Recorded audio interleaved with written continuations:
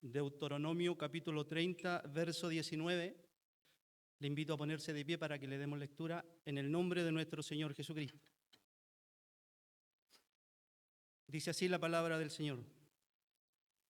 A los cielos y a la tierra llamo por testigos hoy contra vosotros, que os he puesto delante la vida y la muerte, la bendición y la maldición.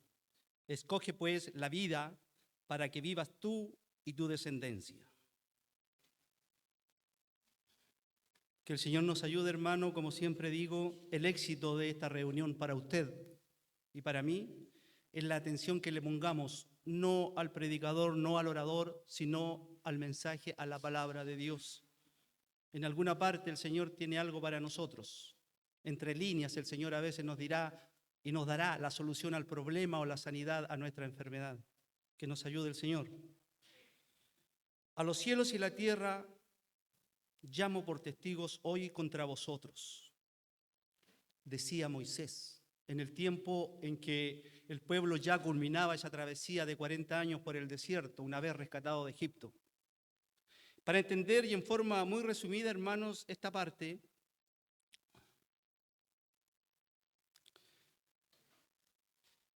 decía que debemos situarnos en el tiempo en que Moisés conducía al pueblo de Israel hacia el lugar que él le había prometido. La liberación de Egipto, de donde eran esclavos, Moisés, como buen líder, los había sacado de allí, con la ayuda del Señor, por supuesto, y le estaba recordando ahora, en este momento, que cómo Dios los había mantenido, protegido y sostenido en el tiempo, hermano, que aún su calzado y su vestimenta no se envejecían durante 40 años. Le recuerda también cómo la mano poderosa de Dios le libró de reyes paganos que rendían culto a otras deidades.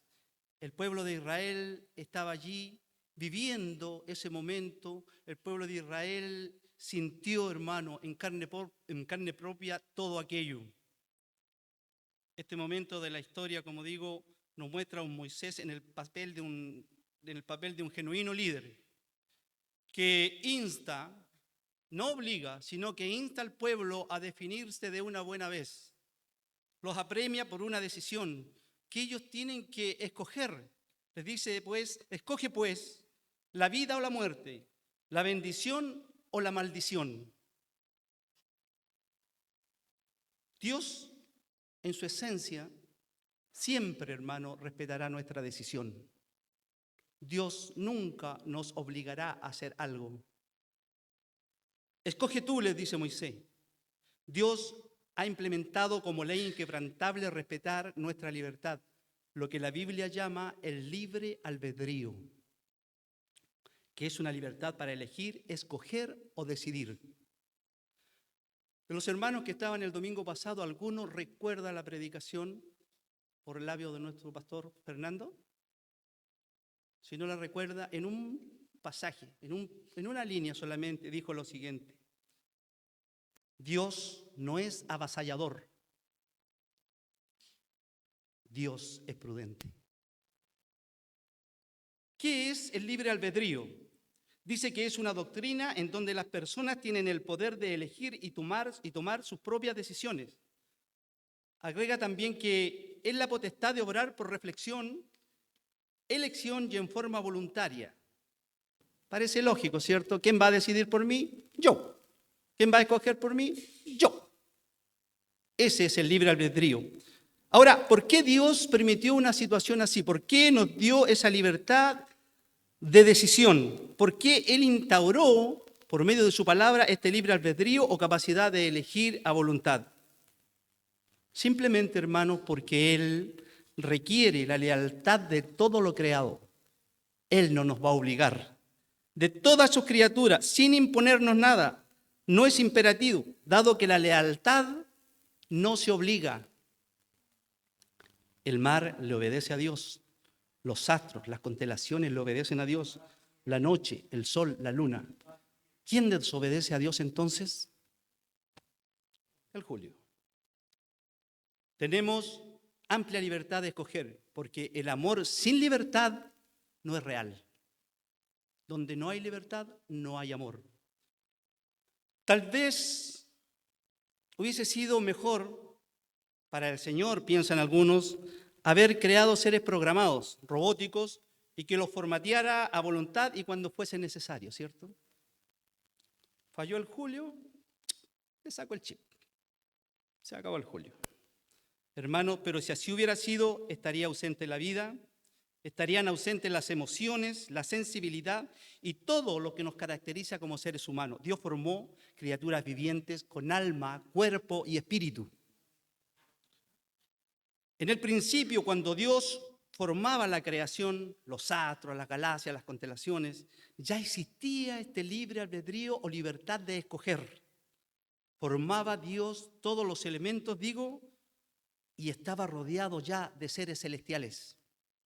Mientras Dios creaba, un coro de estrellas entonaban cantos de alabanza y adoración a Dios, comandados por un tal lucero de la mañana que dirigía tan colosal y celestial orquesta.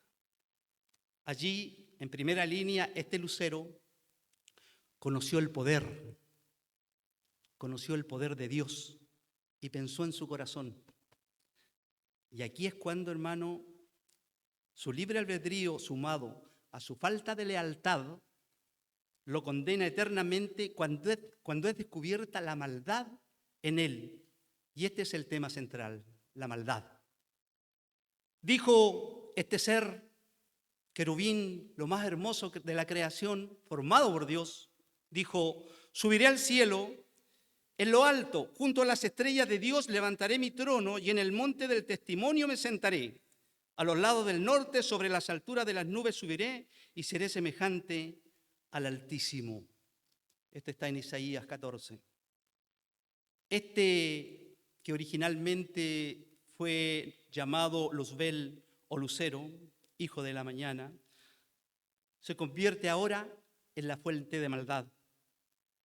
Todo lo que venga desde ahí en adelante será maldad.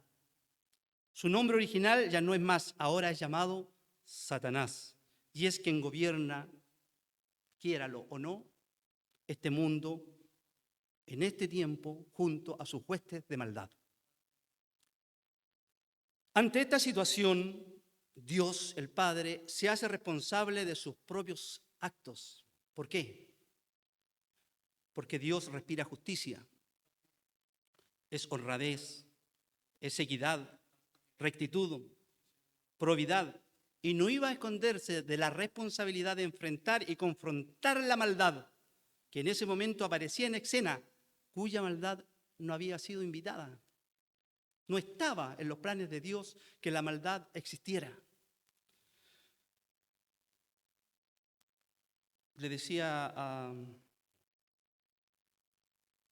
Héctor Tito que si podía grabar la predicación porque debemos seguir la conversación con Bruno. Esto comenzó de ahí. Todo lo expuesto y lo que viene surgió como inquietud y pensé que era un tema muy interesante para conversarlo con ustedes en alguna oportunidad, que es ahora. Decía que es una conversación que se nos dio con Bruno ante una interrogante, hermanos, que golpea en la mente de muchas personas y cristianos también hoy en día, al ver tanto horror y maldad en el mundo. Probablemente más de algunos de los que están presentes alguna vez se han hecho esta pregunta. ¿Por qué, si existe Dios, hay tanta maldad en la tierra? No lo dijo, como dice el humorista, pero lo pensó. Y claro, es para, en cierto modo, en un momento de aflicción, quizás, Señor, ¿hasta cuándo? Ahora, ¿cuántas veces a los cristianos a modo de queja o con un afán de confrontación se nos ha hecho esta pregunta? Evangélicamente a veces podemos tener una salida, una respuesta rápida, eclesiástica, y no menos honrosa es acudir a la soberanía de Dios como explicación y sí, porque Dios lo quiere así y punto.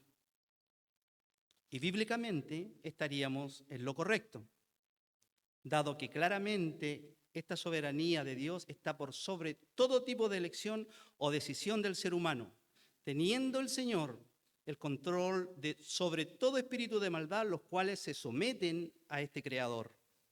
Pero con el tiempo y solo por gracia de Dios hemos obtenido y agregado más información sobre el tema. Ya con más propiedad podemos entregar ahora una respuesta más trabajada, más cercana. ¿Y por qué? Porque Dios nos enseña a través de su palabra que es importante y muy beneficioso, como decía Juan Carlos, escudriñar las Escrituras, lo cual no desagrada a Dios. Por el contrario, Él dice, escudriñad estas Escrituras porque pareciera que en ellas tenéis la vida eterna. Lo dice su palabra, Juan 5, 39. Pablo, aconsejando a Timoteo, le dice, entre tanto que voy, Timoteo, ocúpate en la lectura, la exhortación y la enseñanza, para que tanto el orador como el que escucha sean salvos. Y es precisamente, hermano, debe ser la única razón por la cual deben enseñarse estas Escrituras.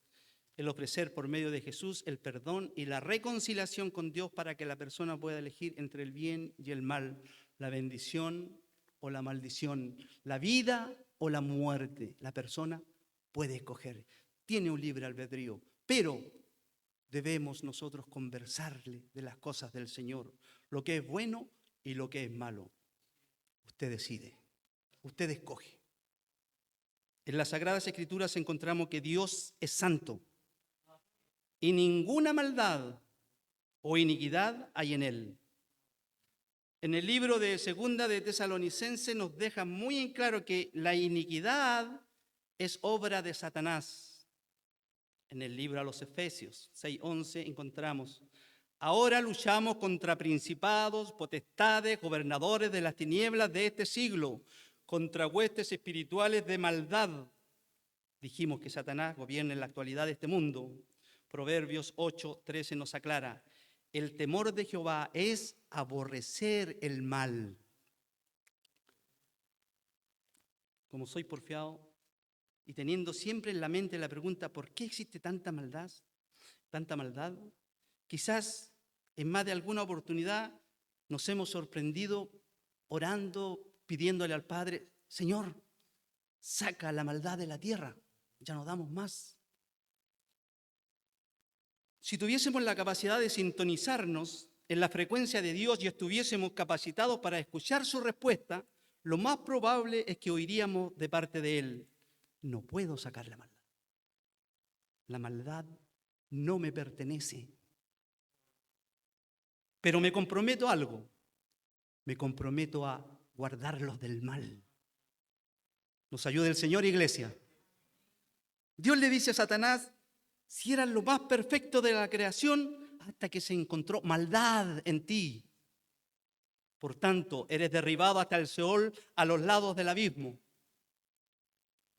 En la rebelión de Satanás, por primera vez, existe, cercano a Dios, algo que está fuera del orden y los principios de nuestro Señor. Y por consecuencia, la maldad crea cuerpo y se mantiene en el tiempo. Dios no pudo hacer nada para detener esta rebelión. No podía violar su propio principio al suprimir la libertad o libre albedrío que ya imperaba.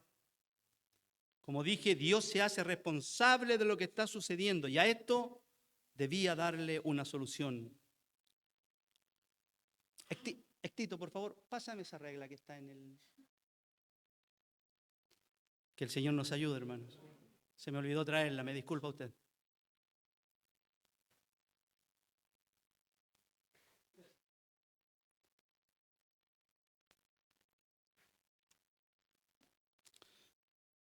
Donde hay amor, hay flexibilidad.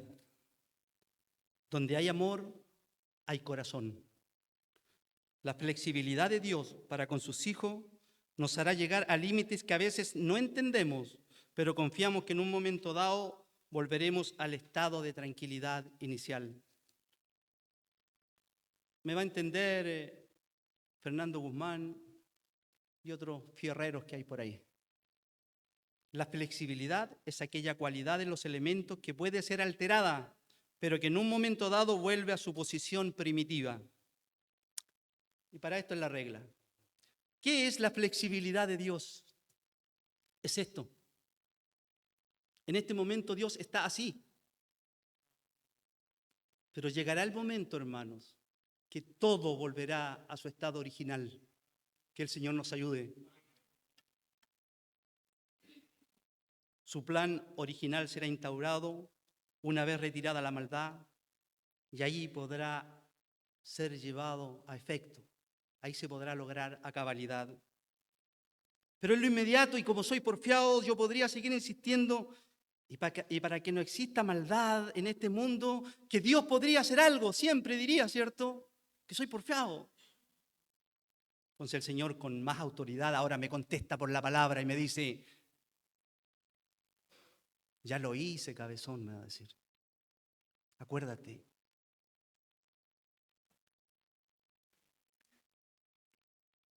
Año 33. Monte Calvario.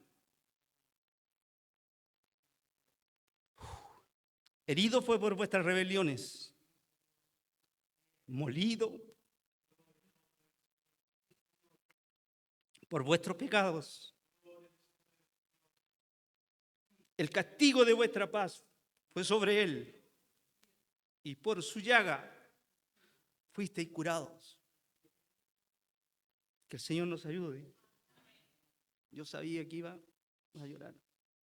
Cada vez que pasaba por aquí, sea bendito el Señor. Albert Einstein, todos lo conocen. O conocen su historia, no a él, sino su legado. Y si no lo conocen, ahí está Hani, le preguntan. Albert Einstein, en una de sus célebres teorías, expuso lo siguiente. La oscuridad no existe. La oscuridad es, en realidad, la ausencia de luz. ¿Y sí? ¿Y sí? ¡Ay, que era un mundano ateo! No, no era ni mundano ni ateo, era más cristiano que yo. Era más cristiano que yo.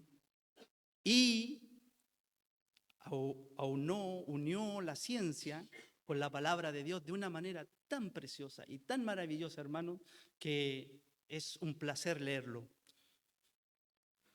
Y claro, en palabras simples, ¿qué quiso decir? Sí podemos generar luz, pero no podemos generar oscuridad, a no ser que retiremos la fuente de iluminación. Toda la razón, Albert. ¿Por qué cito esto? Mire, la palabra de Dios nos deja en claro que la maldad y por consecuencia el pecado no fueron creados, no son una sustancia, no son un ser, tampoco es materia. Diré entonces que la maldad como tal no existe. Y mañana lunes hay reunión de diáconos y me van a despedir. ¿Por qué? La maldad no es una creación de Dios. Y si Dios no creó la maldad, ¿cómo entonces se genera esta maldad? La maldad aparece indubitable e innegablemente cuando el ser o la criatura se aparta de Dios. Simplemente eso. Usted se aparta de Dios y la maldad está ahí. Ni siquiera a 1 centímetro, a 1 milímetro. Satanás, en cuanto perdió el punto de mira de Dios y quiso caminar solo, la maldad que mantenía oculta salió y dio frutos a la soberbia, egocentrismo, vanidad y todo lo que se contrapone a los principios santos y buenos de Dios. Y este ser se empeñó en llenar la tierra de maldad y corromper a la raza humana. Sus primeras 2 víctimas fueron Adán y Eva, hasta nuestros días. Génesis 6:5. Y vio Jehová que la maldad de los hombres, no de Jehová, era mucha en la tierra. Santiago 1:13. Cuando alguno es tentado, no diga que es tentado de parte de Dios, porque Dios no puede ser tentado por el mal, ni Él tienta a nadie. Iglesia, el mal se genera cuando apartamos a Dios de nuestras vidas. El mal da paso al pecado y este dará paso a la muerte. Ayúdenos y líbrenos el Señor. Es muy válido que hoy podamos reflexionar y recordar por qué, y a través de tantas predicaciones, el Señor nos pide que no nos apartemos de Él. Por el contrario, nos quiere cerca. En Isaías 55:6 nos dice: buscad a Jehová mientras tanto pueda ser hallado, llamadle en tanto que está cercano. Salmo 145, cercano está Jehová a todos los que le invocan. Salmo 34, cercano está Jehová a los quebrantados de corazón. Y más claro aún, en Efesios 2:13 nos dice: pero ahora, en Cristo Jesús, vosotros que en otro tiempo estabais lejos, habéis sido hechos cercanos por la sangre de Cristo. Para Dios sí existe el concepto de lo que es el mal, de la iniquidad y del pecado. Dios tiene conciencia de ellos y aunque no los genera ni los promueve, nos entiende perfectamente como humanos y mortales, que muchas veces, alejados de Dios, estamos a merced de Satanás, el enemigo de nuestras vidas. Dios, en la persona de su Hijo Jesucristo, traza y cumple un plan de redención perfecto. Nos redime el Señor, o sea, paga por nuestra esclavitud y nos devuelve la libertad. Donde hay amor, hay libertad. Depende de cada uno de nosotros bien administrar este libre albedrío, esta libertad que tenemos. Y lo más importante, nunca alejarnos de Dios. En el Evangelio de Juan, capítulo 15, nos recuerda el Señor que separados o lejos de Él, nada podemos hacer. Recuerde que el mal no es otra cosa que la ausencia de Dios en nuestras vidas. Si el hombre o la mujer que quisiera traer el mal para sí mismo, ni siquiera tendría necesidad de salir a buscar el pecado. Solo le bastaría alejarse de Dios y el pecado estará allí, presto para abordarnos como un león rugiente.